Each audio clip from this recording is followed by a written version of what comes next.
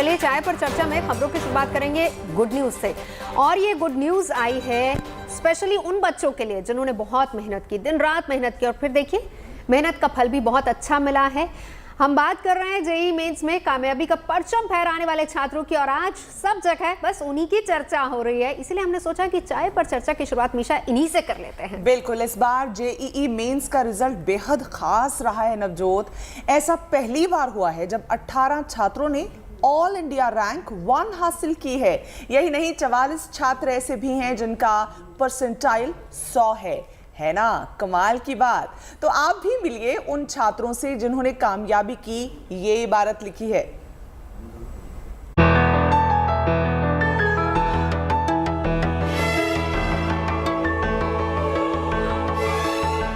ये वो चेहरे हैं जिन्होंने जेईई मेंस के इम्तिहान में झंडे गाड़ दिए हैं। पूरे देश में आज इनके नाम का डंका बज रहा है। इनसे मिलिए, ये है Ruchir Bansal, all India rank 1। अपनी इस कामयाबी पर रुचिर और उनका परिवार फूला नहीं समा रहा। घर में मिठाइयां बांटी जा रही हैं। बेटे की कामयाबी की खुशी घर वालों के चेहरे से छलक रही है, और छलके भी क्यों ना, बेटे ने जो मेहनत की थी वो रंग लाई है। मैंने बेसिकली जो अपनी किताबें थी NCERTs और अपने इंस्टीट्यूट, कोचिंग इंस्टीट्यूट के जो मॉड्यूल्स वर्कबुक से उन पे फोकस किया, तो वही इम्पॉर्टेंट होता है। एंड मतलब एक्स्ट्रा ज़्यादा किताबों पे नहीं कूदा, जैसे कुछ लोग करते हैं कि दुकान में जाते हैं, जो किताबें दिखती हैं खरीद लेते हैं, फिर मतलब पढ़ उनमें से कुछ पाते नहीं हैं। तो मतलब मैंने वो अवॉइड किया, एंड आई थिंक उससे मुझे काफ़ी हेल्प हुई। वैसे अपने घर में जीनियस सिर्फ रुचिर नहीं है। साल 2016 में उनके भाई ने भी देश में तीसरा स्थान हासिल किया था। रुचिर पढ़ाई कर रहा था तो मोस्टली उसकी ऐसी कभी कभी प्रॉब्लम्स होती थी कि कैसे सॉल्व करूं क्वेश्चंस, या फिर कैसे, मतलब मैं उसको ज़्यादा इसमें मदद नहीं करता था कि ये पढ़ाई का क्वेश्चन है, ये कैसे सॉल्व करूं। मोस्टली मैं उसको ऐसी मदद करता था कि अच्छा हम कैसे अपना प्लान बना सकते हैं आगे का, क्या चीज़ें करनी, प्रायोरिटी पे करनी चाहिए, क्या नहीं करनी चाहिए, और कैसे अपने आप को थोड़ा सा स्ट्रेस से खाली कर सकते हैं, क्योंकि आप पढ़ते पढ़ते पूरे दिन आप परेशान हो सकते हो। तो उसमें मैं थोड़ी हेल्प कर देता था। मोस्टली तो मैंने एज अ गाइड हेल्प करी है, थोड़ा सा अपने एक्सपीरियंस से। टॉपर्स की फहरिस्त में रुचिर के अलावा पहली रैंक पर 18 छात्रों ने परचम फहराया है। पल अग्रवाल, सिद्धांत मुखर्जी, मृदुल अग्रवाल, अंशुल वर्मा, ये उन 18 होनहारों में शामिल हैं जिन्होंने टॉप किया है। इंजीनियर बनने की राह पर आगे बढ़ रही पल अग्रवाल साहित्य में भी रुचि रखती हैं। ना तुम गिरो तो उठना, उठकर चलना, कभी नहीं घबराना तुम। जीवन पथ के सभी समीकरण स्वयं हल हो जाएंगे। लक्ष्य को अपने मीन समझकर अर्जुन से डट जाना तुम। देश के होनहारों ने इस बार कीर्तिमान बना दिया है। जेईई मेंस के इतिहास में ये पहली बार हुआ है। खास बात यह है कि इस बार 7,32,000 छात्रों ने मेंस की परीक्षा दी थी। इनमें से 44 छात्रों ने 100 परसेंटाइल हासिल किया है। 18 छात्रों की पहली रैंक है। टॉपर छात्रों में 2 तेलंगाना और 4 आंध्र प्रदेश के हैं। IIT में दाखिले के लिए इन छात्रों को एक और परीक्षा से गुजरना है। जेईई एडवांस को क्लियर करने के बाद इनका IIT में दाखिले का रास्ता साफ हो जाएगा। तेजश्री के साथ bureau report, good news today. और चलिए हम सबकी तरफ से, आप सबकी तरफ से उन छात्रों को बहुत सारी शुभकामनाएं जिन्होंने ये सफलता हासिल की है। और चलिए अब बात कर लेते हैं दिल्ली यूनिवर्सिटी के छात्रों की। मुस्कान तो आज उनके चेहरे पर भी थी, और हो भी क्यों ना। लंबे अरसे के बाद कॉलेज जो खुले थे। सुनीता बताओ तो कॉलेज खुलने के पहले दिन की कहानी क्या है? पहले ये बताओ कि जब आप पहले दिन कॉलेज गई थी तो वो दिन कैसा था? मैं तो बहुत नर्वस थी, एक्साइटेड भी थी, नर्वस भी थी, लेकिन नए कपड़े बनवाए थे? हाँ शायद। अच्छा, मुझे प्लीज अलाउ कीजिएगा। मीशा से भी पूछती हूँ। मीशा आप बताइए। मैं जब कॉलेज गई थी तो मैं बहुत नर्वस थी, क्योंकि मुझे हॉस्टल में डाला गया था। मैं इतना रोई थी कि मेरे माँ बाप ने मुझे हॉस्टल में क्यों डाल दिया। फिर जब कॉलेज छोड़ा फिर रोई कि हाय घर जाना पड़ रहा है, क्योंकि इतनी मोहब्बत फ्रेंड्स के साथ हो गई थी वहाँ पे कि कॉलेज अच्छा लगने लग गया। कुछ ऐसा ही होता है कॉलेज का सफर। देखिए कितनी होगी स्टूडेंट्स की जो वापस से आज कॉलेज गए होंगे। सुनीता बिल्कुल सही, इसलिए तो हम कह रहे हैं कि कॉलेज खुल चुके हैं और देखिए महीनों का इंतजार करना पड़ा, लेकिन सावधानियां भी बरती गई। और सबसे बड़ी सावधानी तो ये है कि कॉलेज को 50% क्षमता के साथ ही फिलहाल खोला गया है। कहीं कोई चूक न रहे, इसके लिए कॉलेज प्रबंधन भी पूरी तरह से तैयार है। कुछ पाबंदियां ही सही, लेकिन अपने कॉलेज कॉलेज पहुंचकर छात्र बेहद खुश थे, बिल्कुल हमेशा की तरह। देखिए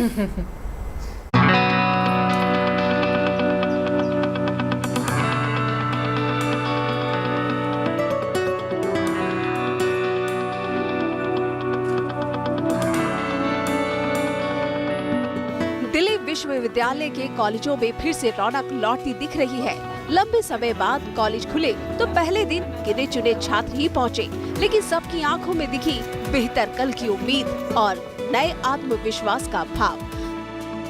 आज बहुत अच्छा फील हो रहा है। मैं आपको सच बताऊं तो मैं आखिरी बार कॉलेज में फरवरी में आया था, 20 फरवरी 2020 में। अब मैं आ रहा हूँ 1.5 साल के बाद, तो बहुत अच्छा फील हो रहा है। मेरे 4 फ्रेंड्स हैं, ये हम 1.5 साल के बाद मिल रहे हैं हम सारे।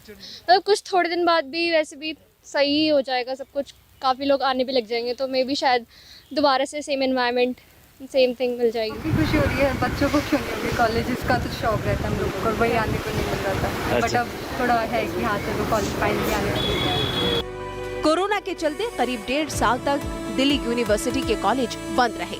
ऐसे में छात्र और छात्राओं की पढ़ाई ऑनलाइन चलती रही। कोरोना गाइडलाइंस के चलते कॉलेजों में पहले जैसी चहल पहल तो नहीं है, किंतु कक्षाएं फिर से शुरू हुई हैं, तो छात्रों के साथ साथ शिक्षकों का उत्साह भी देखने लायक है।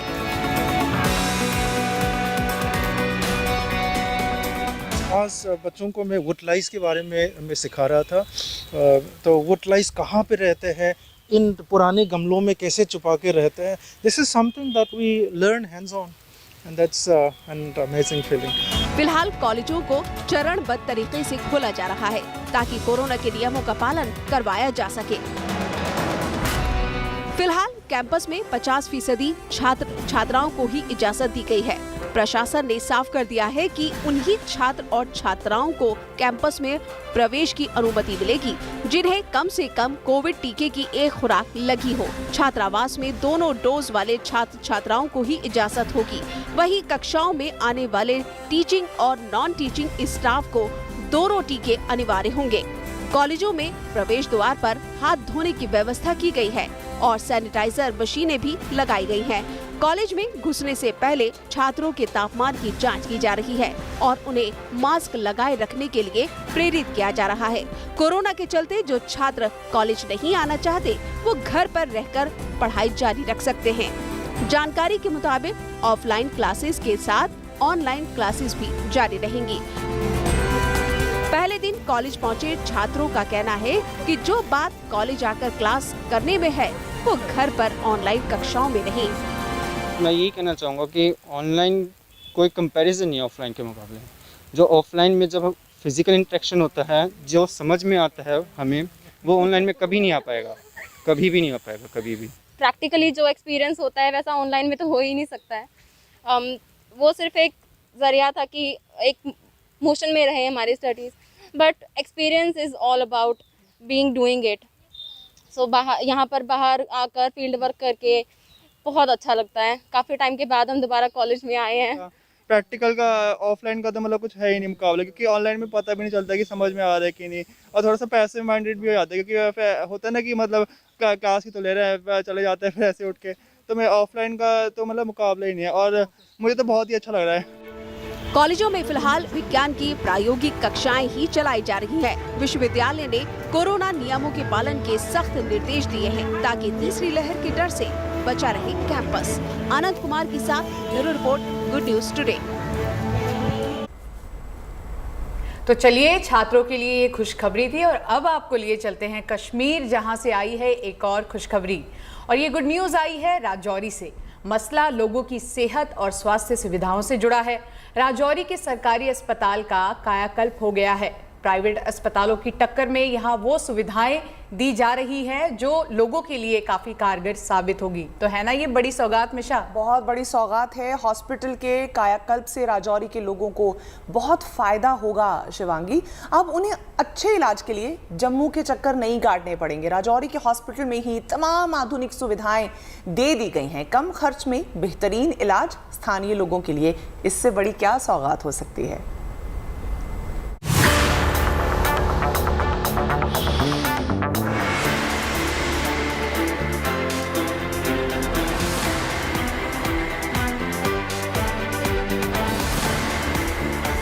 राजौरी के सरकारी मेडिकल कॉलेज को बिल्कुल नए तरीके से अपग्रेड किया गया है। गुड न्यूज ये है कि बेहतर स्वास्थ्य सुविधाओं के लिए अब राजौरी के लोगों को इलाज के लिए जम्मू जाने की जरूरत नहीं पड़ेगी।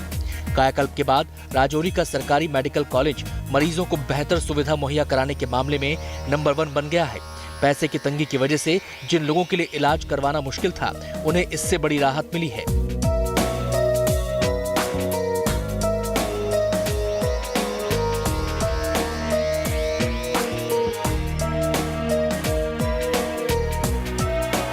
कम खर्च में इलाज की बेहतरीन सुविधाएं दे रहा यह अस्पताल केवल राजौरी ही नहीं बल्कि आसपास के लोगों के लिए भी किसी वरदान से कम नहीं।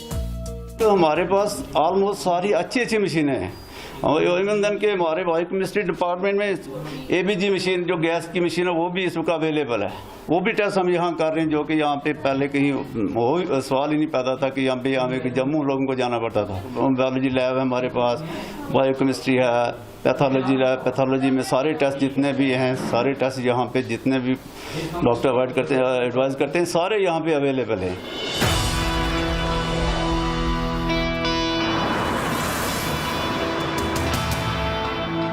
राजौरी के सरकारी मेडिकल कॉलेज में उपचार के लिए नई नई मशीनों के लगाए जाने से यहाँ पढ़ाई करने वाले स्टूडेंट्स भी खुश हैं। कॉलेज में लेटेस्ट मशीनें लगाई गई हैं, इससे छात्रों को ट्रेनिंग भी बेहतर तरीके से मिल रही है। इस हॉस्पिटल में बहुत नया कुछ हमें सीखने को मिल रहा है, जैसे कि ये वेंटिलेटर मशीन है और अगर हम कुछ अच्छा सीखेंगे तो हम आगे सबको मतलब अच्छे से करवा सकेंगे और अच्छे से लोगों की केयर कर सकेंगे।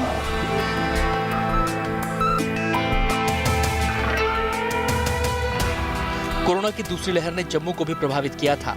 उस दौरान राजौरी भी ऑक्सीजन संकट का सामना कर रहा था, लेकिन आज अकेले राजौरी में ही 3 ऑक्सीजन प्लांट लगाए गए हैं ताकि तीसरी लहर अगर आ भी जाती है तो मन में ये विश्वास है कि हमारी तैयारी पूरी है। तो हम शुक्रिया अदा करते हैं वक्ती गवर्नमेंट का, जिस गवर्नमेंट ने राजौरी के अंदर और जीएमसी दिया और जीएमसी देने के बाद हमें ये ऑक्सीजन प्लांट 1 के बजाय 3 दिए हैं और हमारे लोगों को बहुत बड़ी राहत मिली है। नहीं तो सिलेंडर की वजह से हमारी बहुत परेशानी होती थी।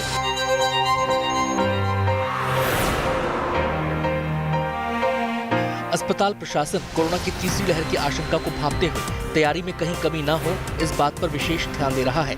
अस्पताल में बेड की संख्या भी बढ़ा दी गई है। हॉस्पिटल में कई और सारी चेंजेस लाई हैं, जैसे हर डिपार्टमेंट के साथ हमने आईसीयू जो है वो इस्टेब्लिश कर लिया है। जैसे 5 बेड का आईसीयू सर्जिकल वार्ड में है जो सर्जिकल डिपार्टमेंट के साथ है। 5 बेड का मेडिकल आईसीयू जो मेडिकल डिपार्टमेंट में हमने इस्टेब्लिश किया है। 4 बेडेड जो है आईसीयू गायनी और ऑब्स्टेटिक जो डिपार्टमेंट में है वहाँ पे है। अब तक राजौरी के लोगों को छोटे छोटे इलाज के लिए जम्मू का चक्कर काटना पड़ता था, लेकिन अब उन्हें अपने ही शहर में सारी लेटेस्ट स्वास्थ्य सुविधाएं मिल रही हैं, वो भी नाम मात्र के खर्च पर। इससे अच्छी बात भला और क्या होगी। Bureau report, good news today.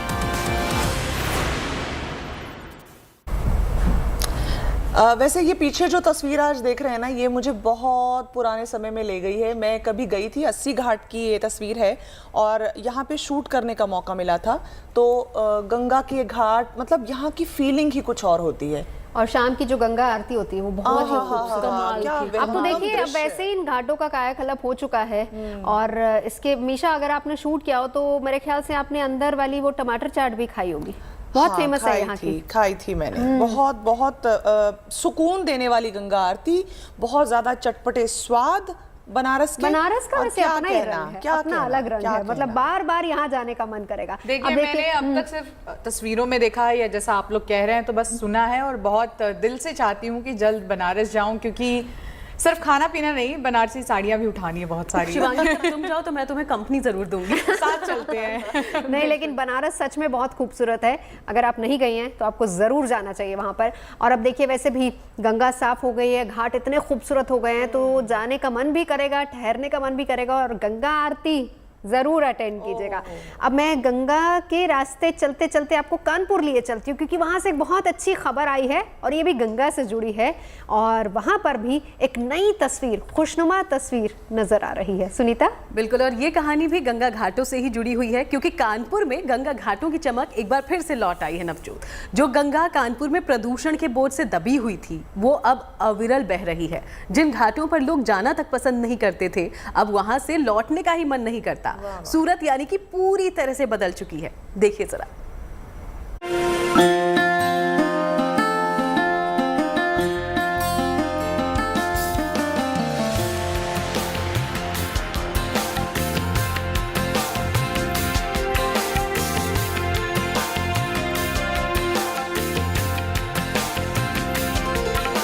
Ganga के इन घाटों पर पिछले कुछ सालों में जो घटा है वो बेजोड़ है। कानपुर में गंगा के घाट और खुद गंगा अब कुछ ऐसे नजर आते हैं। गंगा का पानी निखर गया है और गंगा के किनारे घाटों को उनकी रौनक वापस मिल गई है। यकीन करना मुश्किल है कि ये कानपुर के वही घाट हैं जो कल तक गंदगी से पटे हुए थे। आज ये घाट गंगा की चमक में चहक रहे हैं।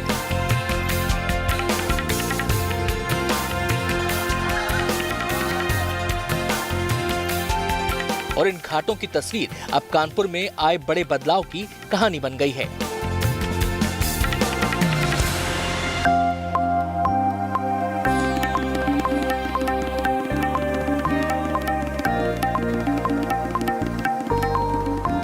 वैसे तो गंगा के लिए हिमालय से लेकर शहरों का सफर हमेशा मुश्किल भरा रहा, लेकिन कानपुर में गंगा की अविरल धारा को सबसे कठिन चुनौती से गुजरना पड़ा। यहाँ पहुँचते पहुँचते गंगा की पवित्रता प्रदूषण में खो गई और रही सही कसर यहाँ के घाटों की गंदगी ने पूरी कर दी।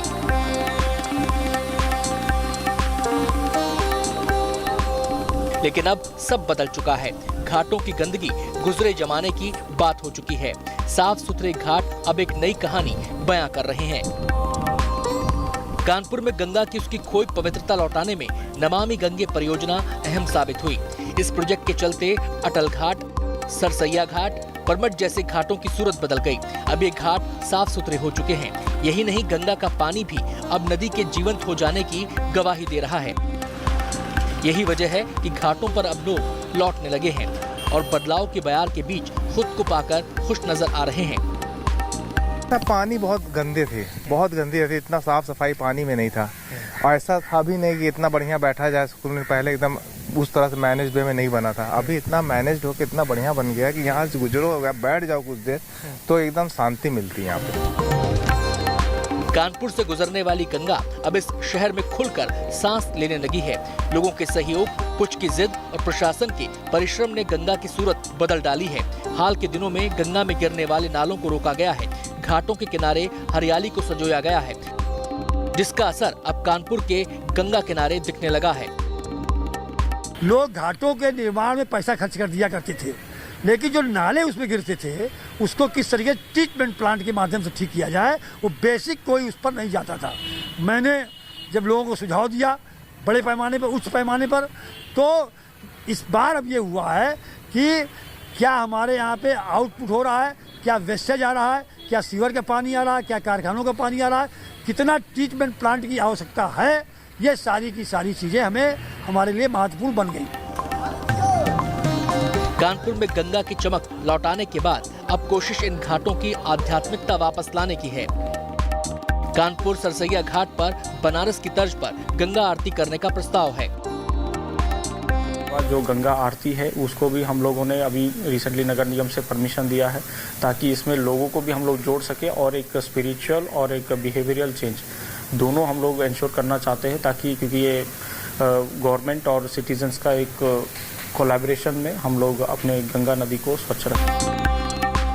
दरअसल चमड़ा उद्योग के लिए मशहूर कानपुर एक वक्त तक गंदगी और दूषित नदी का पर्याय बन चुका था, लेकिन सबके साथ, सबके प्रयास और सबके विश्वास ने सूरत बदल डाली। अब निर्मल गंगा और चमकते घाटों की तस्वीरें कानपुर को गर्व का मौका दे रही हैं। जाहिर है घाटों पर आया बदलाव किसी तपस्या से कम नहीं और इस तपस्या के वरदान की चमक अब गंगा और उसके घाटों पर दिखाई दे रही है।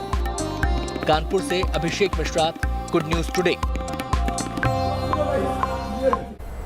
देखिए, खुद ही प्रशासन अब यहाँ पर तैयारी कर रहा है कि वाराणसी की तर्ज पर अब कानपुर में भी गंगा आरती होनी चाहिए। वैसे मैं एक और उम्मीद कर रही हूँ कि यमुना की किस्मत भी थोड़ी बदलनी चाहिए। नवजोत और यमुना को लेकर मेरे पास एक खबर है, तो सीधे देख लेते हैं ये खबर क्या है। तो दिल्ली में भी यमुना की सूरत बदलने के लिए प्रयास हो रहे हैं। कोशिश ये है कि यमुना को प्रदूषण मुक्त किया जाए। यमुना किनारे बैठकर लोग कुछ वक्त बिता सके, जैसा हम बैठ के इस वक्त यहाँ बिता रहे हैं। शगुफ्ता, बताओ तो जरा कैसे यमुना के सुधार के लिए प्रयास किए जा रहे हैं। दरअसल शिवांगी, खबर ये है कि दिल्ली में यमुना की सूरत बदलने के लिए इंटरसेप्टर प्रोजेक्ट चलाया जा रहा है। इस प्रोजेक्ट का मकसद ये है कि नालों के गंदे पानी को यमुना में जाने से रोक दिया जाए और प्रोजेक्ट के तहत दिल्ली में कई पंपिंग स्टेशन लगा दिए गए हैं जो पानी को ट्रीट भी करते हैं।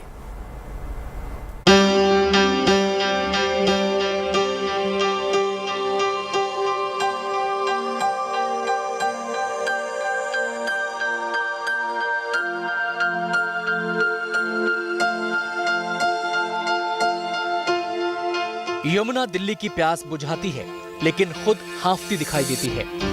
इसीलिए यमुना को नई जिंदगी देने के लिए काम चल रहा है। मुहिम का मकसद यमुना को निखारना है, उसे स्वच्छ बनाना है ताकि साफ पानी की धारा नदी में बह सके।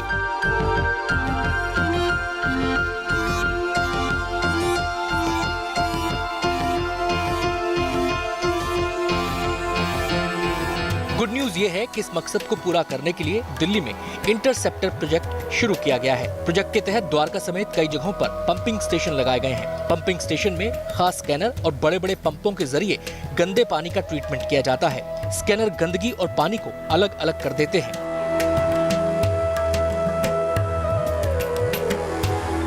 दरअसल दिल्ली में यमुना के कई छोटे बड़े नालों का पानी सीधे गिरता है जो यमुना के पानी को गंदा करता है। दिल्ली में 108 छोटे नाले हैं और 3 बड़े नाले हैं। छोटे नालों को गंदा पानी बड़े नालों में ना जाए इसलिए उसको बीच में रोकने के लिए ऐसे इंटरसेप्टर प्लांट लगाए गए हैं। दिल्ली में सबसे बड़ा नाला है नजफगढ़ का नाला और ये नाला सीधे यमुना नदी में जाकर मिलता है, यानी कि यहाँ पर जो भी गंदगी है वो यमुना नदी में जाकर गिरती है, जिसकी वजह से यमुना का एक बड़ा हिस्सा गंदा होता है, प्रदूषित होता है। लेकिन ये नाला कई छोटे नालों को भी अपने आप में समाहित करता है और सबसे बड़ी जो मुहिम है वो यही है कि इन तमाम छोटे नालों को बड़े नाले में गिरने से रोका जाए। इस परियोजना के तहत 2 स्तरों पर पानी को ट्रीट किया जाता है। पहले इंटरसेप्टर पंपिंग स्टेशन में पानी साफ होता है। यहाँ से पानी पाइपलाइन के जरिए सीवेज ट्रीटमेंट प्लांट यानी एसटीपी में जाता है। वहाँ पानी को फिर से ट्रीट किया जाता है। एसटीपी से निकले पानी को पार्कों, साफ सफाई और निर्माण कार्यों में इस्तेमाल किया जाता है। इस तरह नालों का पानी यमुना में नहीं जा पाएगा। इंटरसेप्ट परियोजना की शुरुआत दिल्ली में की गई, उसकी एक झलक हम आपको दिखा रहे हैं। इन तमाम बड़ी बड़ी मशीनों के जरिए छोटे छोटे नालों से आने वाले पानी को साफ किया जाता है। यहाँ पर जो मशीनें लगी हुई हैं ये उस नाले के पानी में मौजूद तमाम गंदगी को बाहर निकाल फेंकती है। दिल्ली सरकार ने 2023 तक 90% तक यमुना को साफ करने का लक्ष्य रखा है। यहाँ आपको बता दें कि जल परियोजनाओं के लिए वित्तीय वर्ष 2021-22 के बजट में बड़ी राशि का प्रावधान है। यमुना सफाई, पेयजल आपूर्ति और सीवेज प्रबंधन के लिए 3,274 करोड़ रुपए दिल्ली जल बोर्ड को जारी किए गए हैं। एक इंटरसेप्टर सीवर प्रोजेक्ट की योजना अरविंद केजरीवाल जी की सरकार लाई, जिसके तहत इन नालों में बह रहे सीवर को हम लोग नदी तक नहीं जाने देंगे, उसको इंटरसेप्ट कर लेंगे।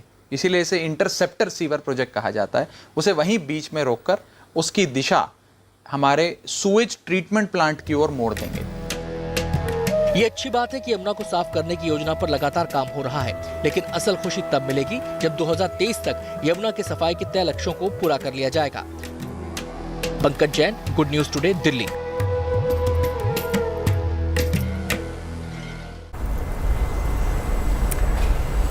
तो दोस्तों, एक साथ जो हम इतनी सारी अच्छी खबरें लेकर अपने दर्शकों के बीच जाते हैं तो बर्फी खाकर मुंह मीठा करना तो बनता है ना। बिल्कुल सुनीता, इतने दिन बाद आई हैं तो बर्फी तो बनती है। हाँ बिल्कुल। वैसे हम आपको बहुत मिस कर रहे थे चाय पर चर्चा में। और देखिए मैं आ गई। वैसे लग भी बर्फी जैसी रही है ना। सुनीता बर्फी पूरे बुलेटिन में शगुफ्ता अब बोली है। शगुफ्ता आई ऑलराइट, आप चाहें तो हम कोई और डिश मंगा सकते हैं। नहीं वैसे आई एम मिसिंग समबॉडी। अच्छा, मुझे लग रहा है शगुफ्ता शायद अदिति को मिस कर रही है। यस। नहीं ऐसी कोई बात नहीं। खैर, हमने इतनी सारी बातें कर ली, अब बर्फी का जिक्र किया है तो बर्फी से जुड़ी हुई कुछ दिलचस्प बातें बता देते हैं। स्वाद इसका भले ही मीठा है लेकिन इसने अंग्रेजों का जीना हराम कर दिया था। कैसे किया था? अब दरअसल कांग्रेस ने तिरंगे को झंडा बनाया 1931 में, तो अंग्रेजों ने उसे बैन किया था। इससे वाराणसी में तिरंगा बर्फी बना दी गई और कुछ इसी तरीके से लोगों ने प्रोटेस्ट किया था। इसलिए तो हमारा जो तिरंगा है ना वो जुड़ भी जाता है बर्फी से। और मीठे के साथ साथ देखिए हम नमकीन का जिक्र करते हैं, ये चिप्स हमेशा खाए जा रही हैं नॉन स्टॉप अभी हाथ में नहीं है वैसे, तो नमकीन का भी हम जिक्र कर लेते हैं। चिप्स आलू से बनता है, कई तरह के चिप्स होते हैं। हमें पता ही नहीं था कई तरह के चिप्स होते हैं, उन्होंने ये भी कई तरह के चिप्स होते हैं। आलू के अलावा भी बहुत सारे चिप्स बनते हैं। कोई नहीं, वो दोस्त है मेरी, वो छेड़ती रहती है मुझे लेकिन आपको चिप्स की शुरुआत के बारे में ज़रा बता दें। 24 अगस्त 1853 को न्यूयॉर्क में बना था चिप्स, और देखिए अब हमारे सामने परोसा हुआ है, हम इसके मजे ले रहे हैं। पहली चीज है जो विदेश से आई है अपने नहीं तो हम देसी चीजें देसी चीजें खा रहे हैं। और इसीलिए मैं बार बार ये बात कहती हूँ कि हमारे देश में ना इतनी सारी अच्छी अच्छी प्यारी प्यारी डिशेस हैं कि नाम लो और मुंह में पानी आ जाता है। इसलिए हम चाहते हैं कि आप अपने शहर की कोई अच्छी सी डिश हमें भेजिए और उसका पूरा विवरण हमें दीजिए, और साथ ही साथ अपना नाम लिख के हमें भेजिए। एड्रेस आपके सामने है। आपकी डिश चाय पर चर्चा में चर्चा का विषय जरूर बनेगी।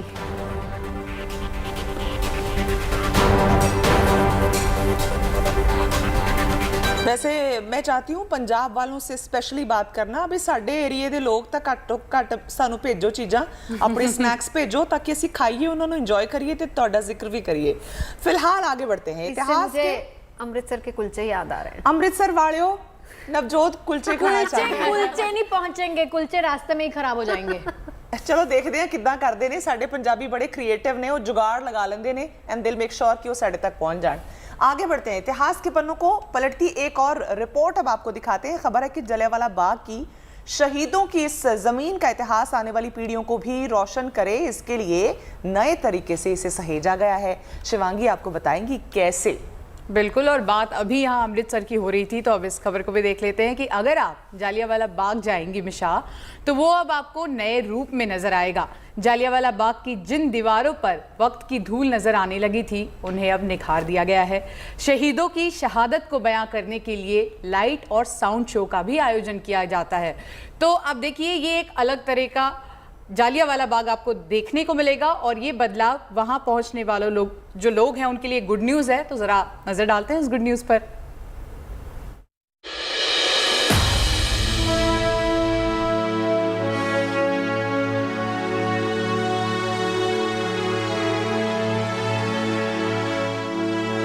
जलियांवाला बाग, जहां के जर्रे जर्रे में शहादत की अमर कहानियां हैं, जहां की दीवारें आज भी वतन पर मर मिटने वालों की गाथा गाती हैं।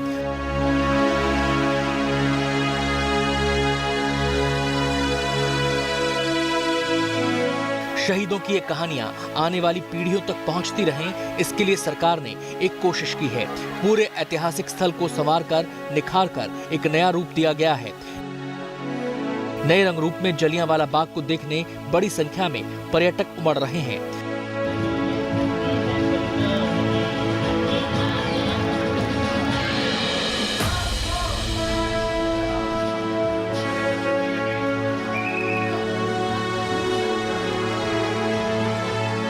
उद्घाटन के बाद से ही यहाँ लोगों का हुजूम लगा हुआ है।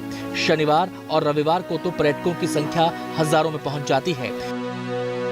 यहाँ आने वाला शख्स आजादी की जंग में कुर्बानी देने वाले वीरों के साथ खुद को जुड़ा हुआ महसूस करता है।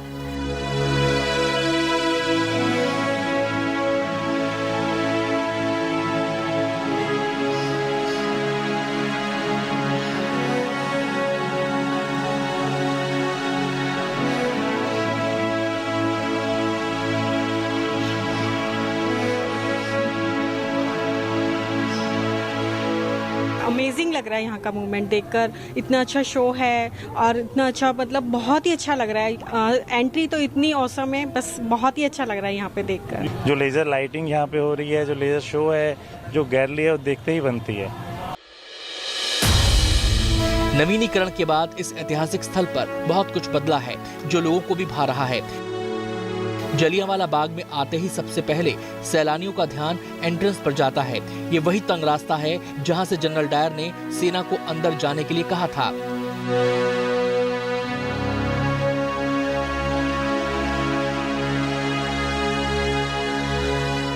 कुछ आगे बढ़ने पर जलियांवाला बाग के नरसंहार और शहीदों को समर्पित 3 गैलरियों का निर्माण किया गया है।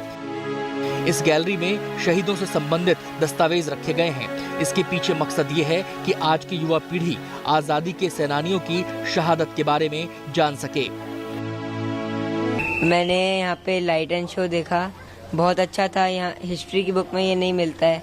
देखा कौन कौन शहीद हुए, कैसे हुए, अंग्रेजों ने कैसे उन्हें मारा, सबको देखना चाहिए। मैं अपने फ्रेंड्स को रेकमेंड करूँगा।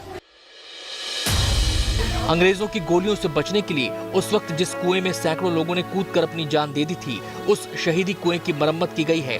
कुएं के चारों तरफ गैलरी बनाई गई है और सुरक्षा के लिए कांच लगाए गए हैं, जिससे कुएं को गहराई तक देखा जा सकता है। पार्क के बीचों बीच बनी शहीदी लाट में कोई बदलाव नहीं किया गया है। इसके आसपास इतना सुंदर पार्क बना दिया गया है कि घंटों तक कोई भी यहाँ बैठकर इसकी खूबसूरती को निहार सकता है। इन सब के अलावा इस पूरे ऐतिहासिक स्थल के बारे में यहाँ आने वालों को जानकारी देने के लिए एक बेहद ही खास लाइट एंड साउंड शो का इंतजाम भी किया गया है।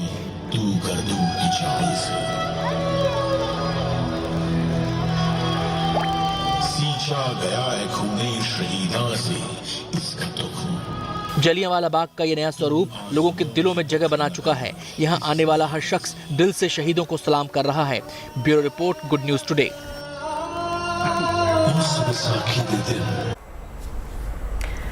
और चलिए अब बात गैजेट्स की कर लेते हैं, जो वक्त के साथ लगातार बदलते रहे हैं। बदलाव के दौर में एप्पल ने अपने आईफोन की नई सीरीज बाजार में उतार दी है। आईफोन के चाहने वालों के लिए इससे बड़ा गिफ्ट और क्या होगा मिशा? बिल्कुल, एप्पल की जो क्रेज है वो तो देखते ही बनती है। जैसे ही इनका कोई मॉडल लॉन्च होता है, लंबी लंबी कतारें अक्रॉस द ग्लोब देखने को मिल जाती हैं एप्पल स्टोर्स के बाहर। तो एप्पल ने मोबाइल की नई सीरीज मार्केट में उतार कर तहलका मचा दिया है हमेशा की तरह। चलिए अब आपको डिटेल में बताती हूँ कि नई सीरीज वाले आईफोन में ऐसा क्या है जिस पर दुनिया का दिल आया हुआ है, कीमत कितनी है, फीचर्स कौन कौन से होने वाले हैं। ये पूरी डिटेल आपके लिए और खास तौर पे सुनीता, क्योंकि आईफोन यूजर है, इनके लिए।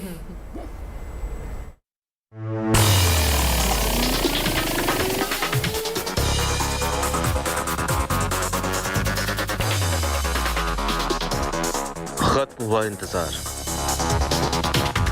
लॉन्च हुआ आईफोन की नई पीढ़ी का फोन, आईफोन 13 सीरीज। नया लुक, नया अंदाज, नई चमक और नई तकनीक आईफोन के दीवानों की धड़कनें बढ़ा रही। आईफोन 13 सीरीज के इस फोन ने हर इंतजार को नमस्कार करते हुए आखिरकार दस्तक दे दी।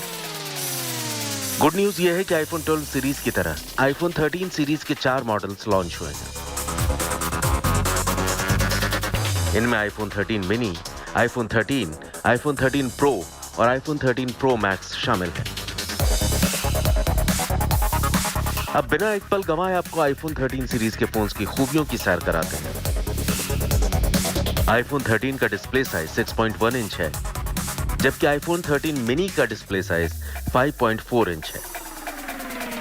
आईफोन 13 सीरीज के फोन्स में सिरेमिक शील्ड फ्रंट लगाया गया है। दावा है इंडस्ट्री में किसी भी दूसरे फोन ग्लास से कई गुना ज्यादा मजबूत है। डुअल कैमरों को तिरछे कोण पर कुछ ऐसे लगाया गया है जो पिक्चर क्वालिटी को बढ़ा देंगे।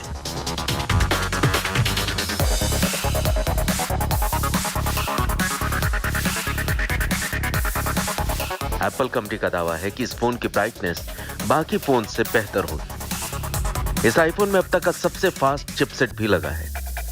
आईफोन 13 में A15 बायोनिक चिपसेट दिया गया है, जिसमें 6 कोर CPU है।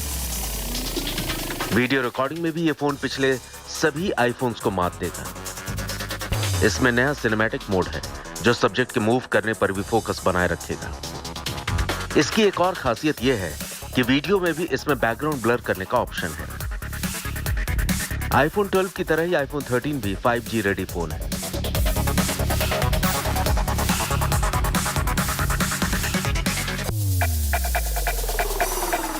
आईफोन 13 प्रो और प्रो मैक्स में 3 कैमरे हैं, जिसमें telephoto lens 13x optical zoom के साथ है। इसमें अल्ट्रा वाइड कैमरा और वाइड एंगल कैमरा भी दिया गया है। इससे लो लाइट में भी ब्राइट फोटो ली जा सकती है। इस फोन के तीनों ही कैमरे नाइट मोड को सपोर्ट करते हैं। एप्पल आईफोन 13 प्रो और प्रो मैक्स दोनों में पिछले वर्जन के मुकाबले बड़ी बैटरी है। कंपनी का दावा है कि इस फोन में आईफोन 12 के मुकाबले 2.5 घंटे की ज्यादा बैटरी लाइफ मिलेगी। अब बात कीमत की। भारत में आईफोन 13 मिनी की कीमत 69,900 रुपए से शुरू होगी, जबकि आईफोन 13 की कीमत 79,900 रुपए से शुरू होगी। जबकि भारत में आईफोन 13 प्रो की कीमत 1,19,900 रुपए से शुरू होगी, जबकि आईफोन 13 प्रो मैक्स की कीमत 1,29,900 रुपए से शुरू होगी। कंपनी ने नए फोन को इको फ्रेंडली बनाने की कोशिश की।